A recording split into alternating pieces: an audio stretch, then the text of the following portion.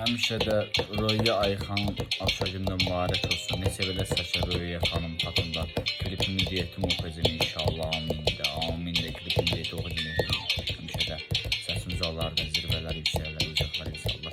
Dostluqdan da bac arkadaşımız xoş can sözündə. Həmişə üzün üstündə can sağ olsunlar. Xoş bəzəyirəm. Həmişə üzün üstündə can sağ olsun. Xoş can sözündə. Həmişə üzün üstündə xoş bəzəyirəm can sözündə. Həmişə üzün üstündə can sağ olsun.